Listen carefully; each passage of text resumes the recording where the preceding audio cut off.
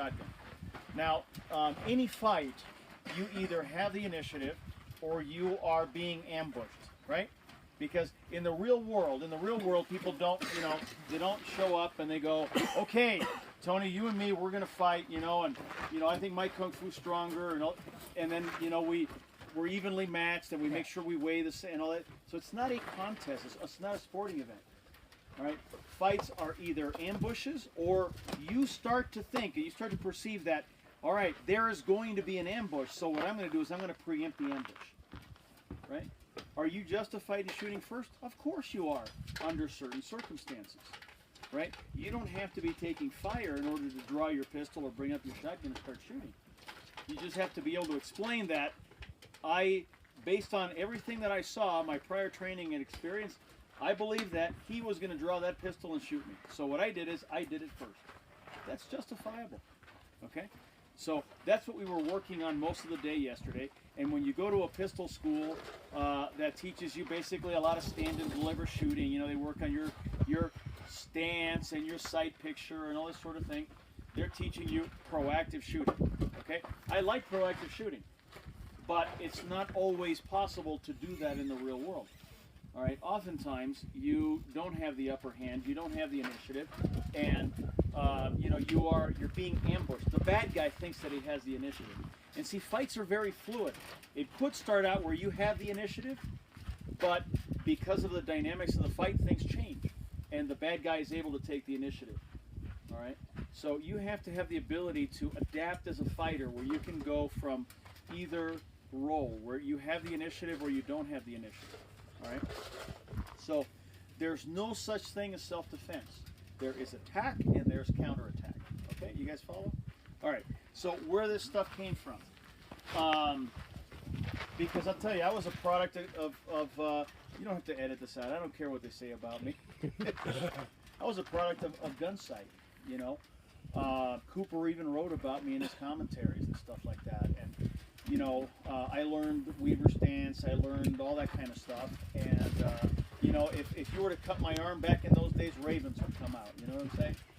Okay, and so I got in a gunfight December 7th, 1991, outside of a 7-Eleven, and I didn't use any of the Gunsight stuff at all.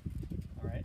Now, you notice that Brent and I were doing some work over here earlier and whatnot. I've got a similar background, since I was a little kid. What I studied was karate. That's all I like to do. I never played baseball or football or Boy Scouts or any of that stuff. I like to do karate. I like to fight karate and all of that. And true, real karate is not the same as what most Americans think karate is. Okay, it's all very reality oriented, very street oriented. The stuff that I did was full contact. The only thing they didn't develop was ground fighting, unfortunately. And so you learn to get hit, but what's better than getting hit? Not getting hit. And so I'm a lot bigger now than I was back then. And I was probably when I got my black belt, I was same height and everything, but I was probably $125. So if somebody like like Tony or Don punched me, I mean, I would tend to probably stay punched. So I learned to not be where the punch was coming, and I got pretty good at it. And if you study something really, really deep, you actually start to think in that process, don't you? So there I was outside the 7-Eleven. There were three bad guys in there. Everybody here seen the movie Colors? Yeah. Okay, right out of Central Casting. Okay, sideways hat, Raiders jackets, the whole 9 yards. All right, and so anyway, these guys had done 7 armed robberies that night. They had already shot a number of people. They started out with one pistol, and they ended up where everybody was armed, everybody was wearing body armor. So this was their 8th robbery of the night. Okay, and they had pretty good tactic. What they would do is they had 2 girls with them. There was 3 guys. They had 2 girls with them. And what they would do is they'd drive around and they'd find, and they had these were skilled, experienced bad guys. You know, they knew how to pick their targets. You know, they'd look for an open business with a lot of other businesses nearby that were closed, multiple avenues of access and egress, and you know, if something fit their profile, they would send the girls in, all right, and you know, the girls were dressed in a way that most healthy It attracted the eye. males would tend to look twice or three times maybe. And so they'd go in there and, you know, they'd act like girls that wanted to be looked at. And in the meantime, they were getting intel on what was inside, who was inside, so on and so forth. They'd go back out. They would brief the three bad guys in the car. They would form a hasty plan, and they would take down the place. Okay? The armor that they were wearing, they got from shooting, you know, security guards and, you know, other people that happened to be wearing body armor, which is, again, real common. And anyway, make a long story short, they went in, and the girls scoped the place out, gave the guys outside the briefing. Bad guys made a hasty plan, went in, and basically took the place down. There were no customers inside at the time. When the girls went in, there were two people at the register, the manager and the cashier. When the bad guys went in afterward, they only found the cashier by the register. The manager had already gone in the back room, locked the door, and was, you know, counting the quarters and nickels and all that sort of thing. And he was the one that saw them walk in, and, you know, actually called the police. I was actually en route to go eat, and I had a cold.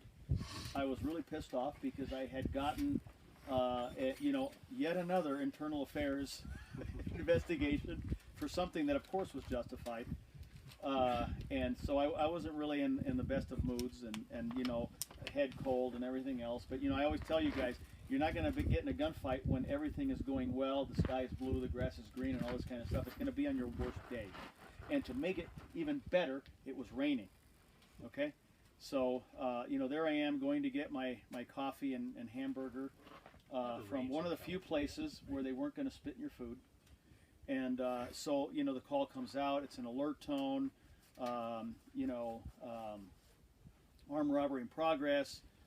3 male blacks wearing Raiders jackets, armed with handguns. You know, stuff that we used to hear all the time. And you know, so when robbery calls come out, you know, it's like, well, we like to think that they're all true and valid calls, but they're not. And the other thing is that you don't just want to run into a business like this where something like this is going on, because that could be bad for you. So the standard procedure of the day, I imagine it's not really a whole lot different today, is that you arrive, you take a position of advantage, you call dispatch on the radio, and you tell them, we'll make the call and see what's going on, and they call the business.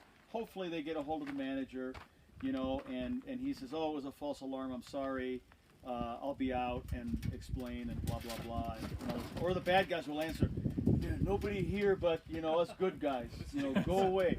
You know, that's right. But, you know, again, the idea is just to get as much intel about what you have before you go inside.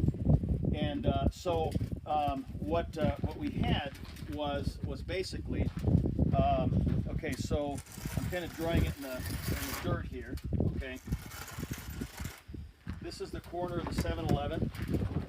This right here is the front door, okay. Big parking lot over here, sidewalk, okay.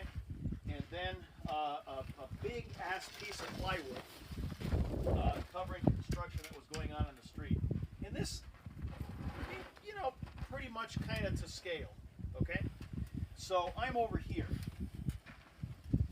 And, you know, my tactics maybe weren't as, I don't know, refined as they would. So I did go like this, okay? I didn't see anything. And so I got on the radio to call dispatch just as I heard a bunch of shots fired inside. All right, now some people would call that a clue. So I immediately realized, well, this is the real deal. It's not a false alarm or anything.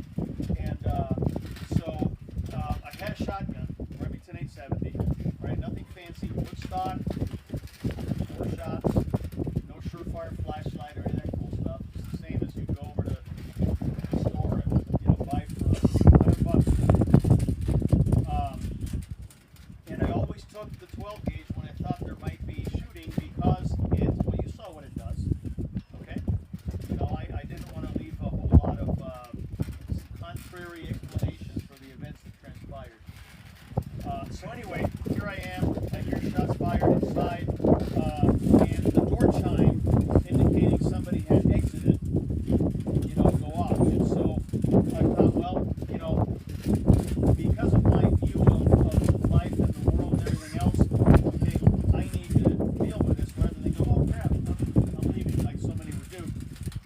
so I came around the corner, okay, and you know I saw this guy. The dude's name was Anthony James Carver, and some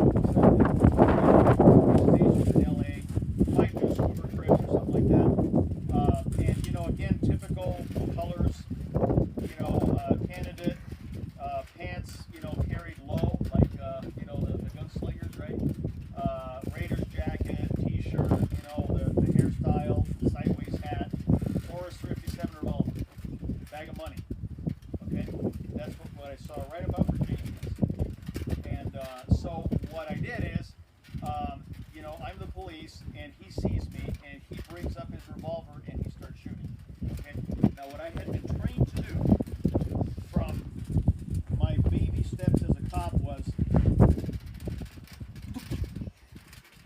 right? But I didn't do that because I wasn't thinking like a shooter. I was thinking like you, right? And so I moved off to the side. Now it wasn't the graceful stuff we're going to show you today. It was probably looked like Forrest Gump trying to get off the edge, but it worked. Carver fired his shots at me. They impacted the plywood that was protecting people from falling into the street work. I moved right about where Lee is and shot and killed Carver with one shot. Okay, he was wearing armor. I am very big about shooting, you know, shooting for the thoracic notch above. Okay, and so my pattern hit him here. Remind me when we get home. I think I know where the pictures are.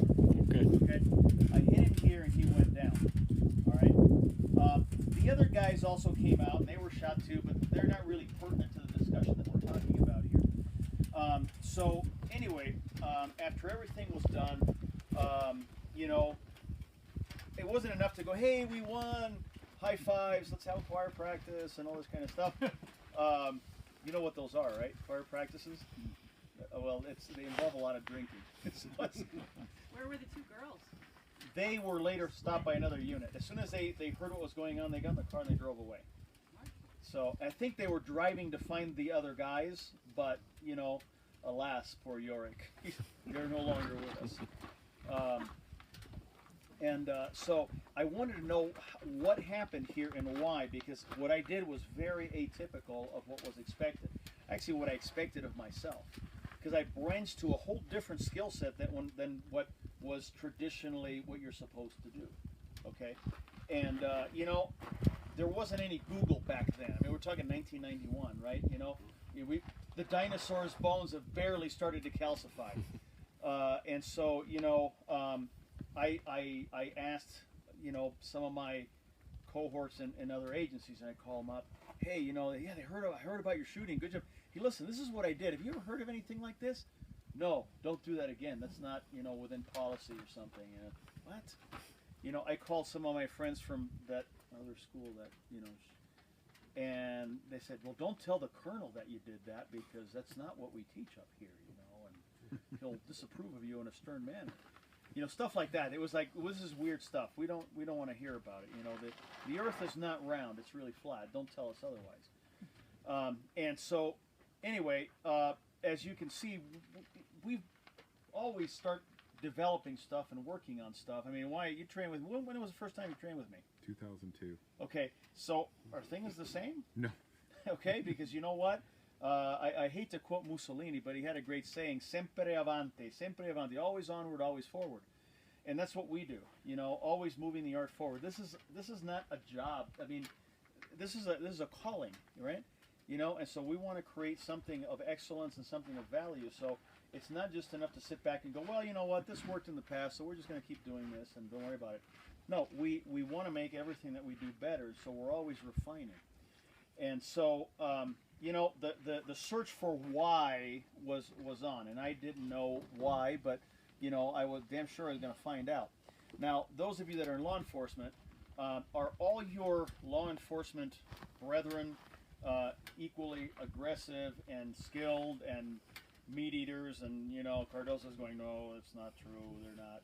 Okay, but you know what? Those that are in each agency, they tend to kind of hang out together because they're the only people that they trust. Lions hang out with lions. Lions don't socialize with zebras and antelopes. right? And so, you know, we have get-togethers and barbecues, and so there we are having a, you know, barbecue with a bunch of meat eaters, and, you know, hey, Gabe, man, good job on that. Well, listen, let me tell you what I did. You know, the weirdest damn thing, I did this Forrest Gump get off the X thing, and, you know, and I didn't get shot, and it was kind of cool. I got pictures, check it out, right?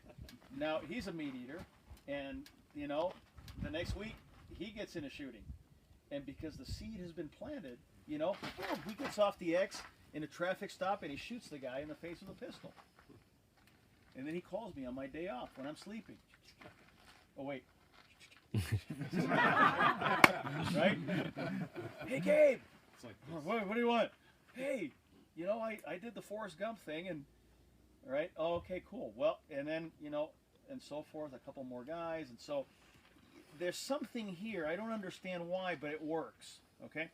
Eventually, I stumbled across the works of a guy named John Boyd. Okay, Colonel, U.S. Air Force. All right.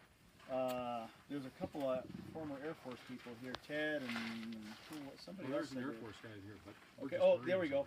And so, you know, the guy was kind of a mad scientist, fighter pilot type guy. And so he conducted study upon study of how and why the American pilots did so well, and it was because they had better situational awareness. In other words, they were able to tell what was happening and make plans based on that. And so, you know, he conducted a study on how human beings process information, and he wrote a treatise called On Destruction and Creation.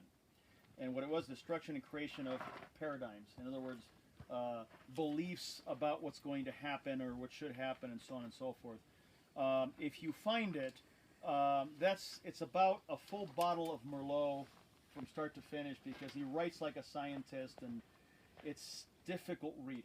All right, but you know, if you read a little bit, put it down, take a break, and come back, and you know, and you'll get through it, and you'll get a full understanding.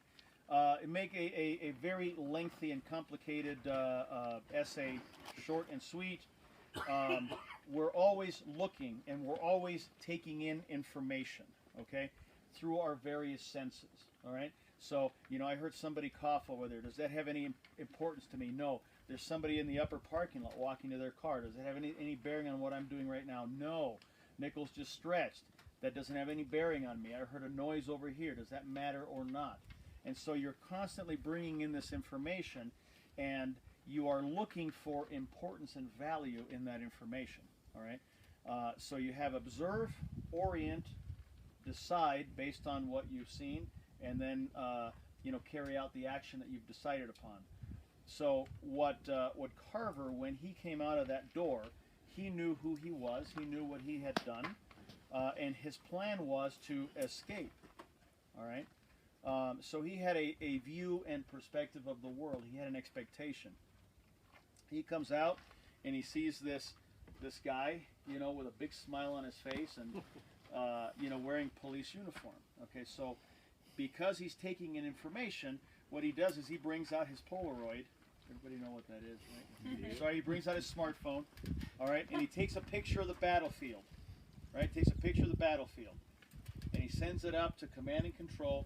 They look at it, all right, and then they send back the order. Carver gets the order and looks at it, and it says, "Yo, dog, that be the police. You finna bust a cap at his ass," which means that's the police. He's here to arrest you. You had better take steps to prevent him from carrying out his mission. That is exactly what it means. All right, and so he goes, "Okay," and he starts shooting. Now, what happens if that picture that he took is no longer valid? His plan for the fight is no longer valid, and he has to recover, come up with a new plan. Now, it's not going to take as long as the first plan, because he already has a frame to start with, okay? But that frame is no longer valid. He has to adapt.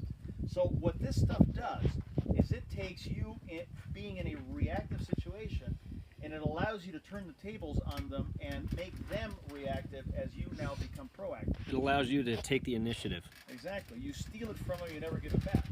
Okay? Now, are we splitting hairs? Yeah, we are. But you know what? If I stood my ground there in a Weaver stance and shut it out with Carver, you know, now we'll argue. Okay, would he shoot me in the vest? Would he shoot me here? Heaven forbid that he should go any lower. But you know, now it's an exchange of marksmanship and who's got the better armor? Mine's a 3A. Well, I mean, I don't know. I think I'm pretty strong, but good heavens, you saw what happened there. I don't want to add that to the resume. Okay, so the idea is not to get shot, not to fire a nice group in his chest and he fires a nice group in your chest, right? We don't want to tie, and we don't want to win by a nose hair, and we don't want to win because he's a knucklehead. We want to win because we're good, we're skilled, we've trained, we've planned, all right, and we do the unexpected. Okay, why this works? You guys remember the game you played as kids where, you know, you got this kind of stuff? Who always wins? The slapper. Why? Because he starts the action. Okay, and he knows where you're going to go. All right. So you know, if we're working the slap game, you know, you're the slapper. Okay, so all right, you know, whenever you're okay. See, I can't beat that. Okay, but what if I go here first? Well, that's not fair. That's right. Okay, so I don't allow him to play his game. I change the game. And I would say that's going offense or defense. Okay. Yeah. Okay. So I don't think in defense. Okay. You know, if Lee, you know, okay, come on up. You know, if I see, and this is taking the concept to something maybe that you understand better. You know, I see him wind up for a punch. I'm gonna do this first, right? I'm not gonna wait until he throws it. Okay. And I'm not gonna, you know. So he goes with the punch. I'm not thinking I'm gonna block this, all right? Because there's no such thing as defense. When he moves, I'm thinking, did I block that punch? But what did I do? I turned defense into offense. Okay. Now, because we're not talking about punches, we're talking about bullets. I can't stand here and turn defense into offense. I have to move offline. Okay. All right. Does that make? And I actually did get offline with this in an indirect kind of way. Does that make sense? Okay. All right. So now some geometry. All right.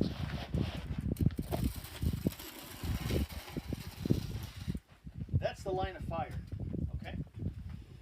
All right. That's where all the bullets are coming. Right there. Okay. So if I do this, what happens? I get shot closer.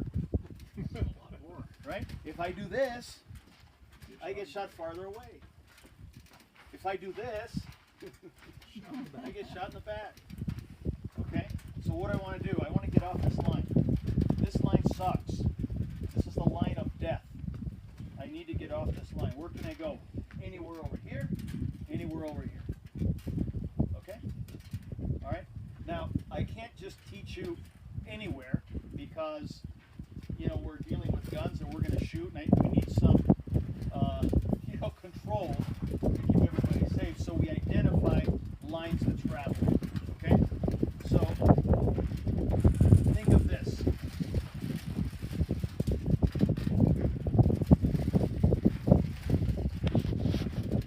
It's an X. You guys have heard the term, get off the X. Okay? Because this is the X right here. Okay? Now, there's also another set of lines. These are more for training purposes because it's safe to have you guys move left and right like we did earlier before lunch. Okay? Because this is within the quote 180 line, right? That the bullet golfers get so worried about right here. All right. So we use this for training. Can you use it for fighting? Sure, but if you have access to these tend to give you maybe sometimes a little more bang for your buck. We'll see. We'll see. Okay. All right. So here's what we're going to do. We're going to look at the value of each of these different angles. The right side and the left side are exactly the same. Okay. Some of you will find going to one direction or another physically easy. Okay. You know, if you have a lot of, you know, adhesions and whatnot, your shoulders, too many overhead presses, you know, moving off to the side and shooting one-handed, not like that too much. Okay, you still have to do it. Your body will figure out a way to do it. You know, if you have too much spinal tension and you don't have flexibility, you may not like moving to the 5 o'clock line. You know, because you got to turn and all this kind of stuff. But that's okay. You find a way around it. Okay, we study all of these. Now, we're going to use this stick right here as a unit of measure.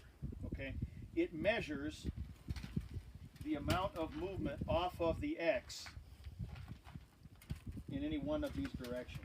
So I can cover this amount of ground physically, and it's all going to cost me the same amount of time, the same amount of effort, and you know, you'll find that they don't all give you the same return on investment. Okay, Wyatt, let's have you stand up here, and you know, you guys can move around if you need to see more. Okay, all right. So what I want you to do is I just want you to, you know, point your finger at me. Okay, and don't quite track. Okay, just because we're breaking this down. Okay, so I see this pointed at me, and I go, oh crap, I need to move off the X. Boom, and I move over in this direction. Now, obviously, if I stayed there, that's bad for me. Okay? Now, track. Okay, so let's put a unit of measure on that. How many inches of tracking? About 8. Okay, about 8 inches. Okay, so that's the equivalent of having two targets here 8 inches apart, right? Boom and boom. All right, so competition guys, what kind of split time are we talking about for that? Going from two targets 8 inches apart. It's there, but it's not a whole lot. Okay? All right, so let's change it up. Okay? All right. Roth, let's have you shift over here because I'm gonna end up getting off the X right into you, and I don't know that we would want that. They know you. Either I know exactly. You know, I love my wife. Okay, so he's pointed right at me again. Bust to move off the X. Okay, and I'm over here. Okay, crack. More than double. Okay, so going here instead of going there is more better, like they say in Hawaii. Okay, all right, back to the center here. Okay, now there we go. Right there. Okay.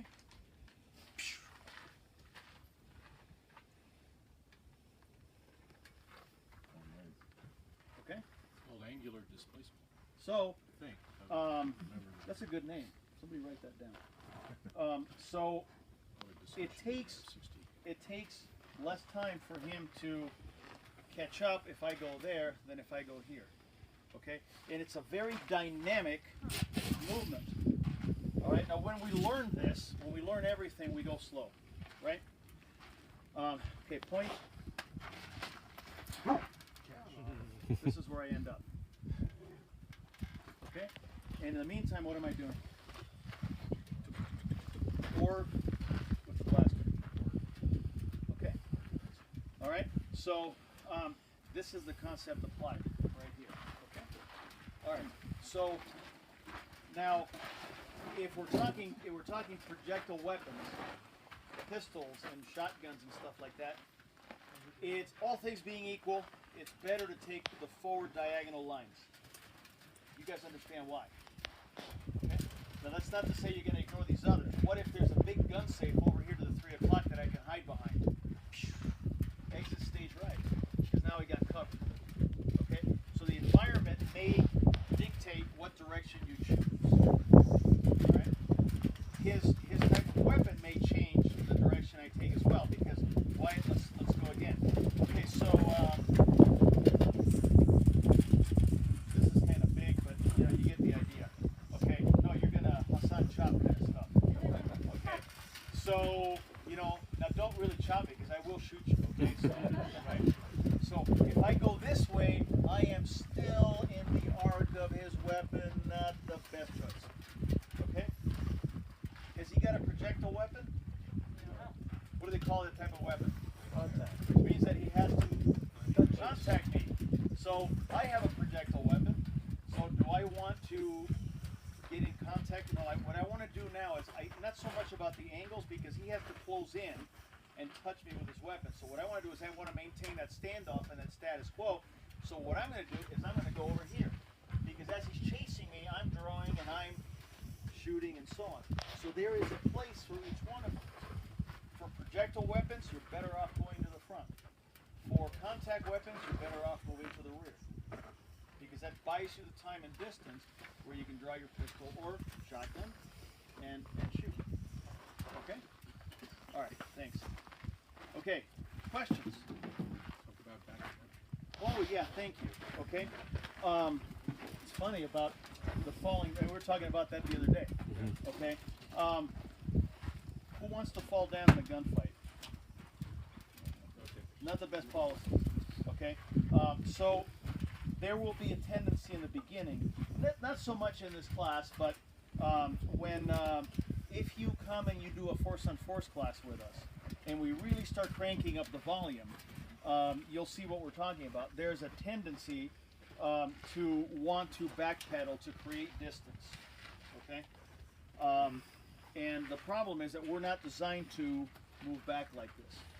Okay, and if the pressure's put on, what happens is that you wanna move your command and control structure away from the threat as you backpedal, and you can see the issues I'm creating with my center of balance. All I have to hit is one little rock on the ground or some anomaly down there, and I'm going to go on the ground. Okay. Now there are times when you may want to lower your profile. In other words, vertical displacement instead of diagonal lateral displacement. But that's a whole other discussion. For now, don't fall down. It's bad to fall down. How do you not fall down? Don't run backwards. Okay? If you don't run backwards, you tend to stay on your feet. Okay? Anybody see Usain Bolt in the Olympics? How did he run? Backwards or forwards? Okay, so run forwards. Okay? Questions? Okay, so when we're dealing with the shotguns, it's really easy with a handgun, okay? Because it really is called a handgun, not a hands gun. So you can move offline and fire one-handed, two-handed is no big deal. Moving to the angles and so on is very simple, because a pistol is a very small item, and you can maneuver it and shoot it one-handed or two-handed. You can adapt with a pistol very easily. It's not as easy to adapt with a shotgun. Okay. Now let's see. We're gonna. You want a stakeout? We'll look at this one here. Okay. Okay. We'll start off with this one. Okay. All right. Now, go ahead and check that out, guys. I want to make sure that we follow the. Okay. There's still people that'll, get upset with me because I'm doing this, but they don't pay my checks, so what the hell do I care what they think? Okay. So, as a right-handed shooter, when I move to the right, it's very easy, right? Because all I do is shoulder the weapon like it normally would. Same thing over here to the 3 o'clock. Same thing over here to the 5 o'clock. Okay? And it's very simple for right-handed shooters. Left-handed shooters, the opposite is true. Okay? The complication comes up when I need to move to the left side of the clock. And I say clock because I use that as an analogy. I know today everybody's got digital and everything else, but as I'm standing here, my adversary is at 12 o'clock. Behind me is 6. Over here to my right. Okay, now when I point over here and over here, I want to say 1 o'clock and 11 o'clock. That's not to say that in real life you can't go to 1:30 or 2, but if I say 1:30 or 2, most people will go to 3. And I want to make those two distinct different lines of travel. So we have 1, 11, 3, 9, 5, and 7. Okay? Right-handed shooter, very easy to go to 1, 3, and 5. Very easy to go to the right side of the clock. A little more difficult to go to the left because the weapon's not the proper strength. Okay?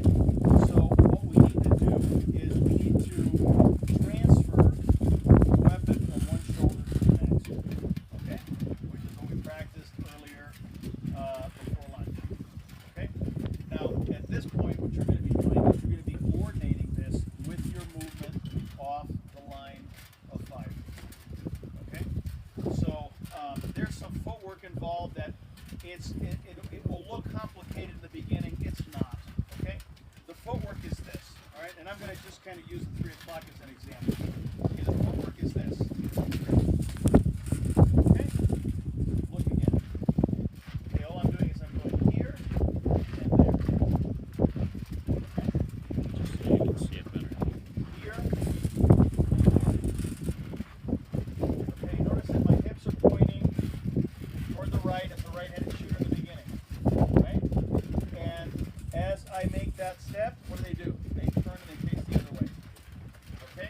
The shotgun is in this shoulder initially. Okay, as I start getting off the X. Here. Here. Alright? That's something we'll practice out there. Okay? We'll use that footwork for the 1 o'clock, I'm sorry, the 11 o'clock and 9 o'clock. The 5 o'clock is real simple. All we do is we turn it into a right-handed problem. Okay? So we're here, we just turn it into a right-handed problem by just changing our line of track. Okay? So that's how we would do it with a braced weapon or a stocked weapon. With things like the TAC 14 or the stakeouts. Okay, again, please verify. Okay, clear, clear. Okay. This has a little bit of a different dynamic to it. The Halversons discovered this, you know, before lunch, right? It's all about the forend, right? So we go forend and pistol grip, forend and pistol grip. So we're doing this, right? As long as we control the forend, we control where that weapon goes. Okay? So I may start here like this, and it's going to be, okay, here, here. And it's okay that this drops. It's not a big deal, because you can't shoot while you're making the transition, there I go. I make the transfer. I can't shoot while I'm making the transfer, so it's okay for this to drop out of your hands at that point. Okay, because you've just sent 15 rounds in their direction, and now you're going to send another 15 rounds. But it's all about controlling the weapon up in here. Okay? Questions? I know your head's going, holy crap. It's not really that complicated. Okay? I gave you a lot of information, but you know, the main thing for you to remember is that when the bad guy's shooting at you, what do you need to do? Get the hell out of the way. Okay? Does it matter if it looks like Brent or Forrest Gump? No. As long as you get out of the way. Okay? That's really all that matters. The more agile you are, the more it'll look like Brent. The less agile, it'll look like Forrest Gump. But as long as Forrest Gump can live to tell the tale, who cares? Life's like a box of chocolates. That's right. Yeah.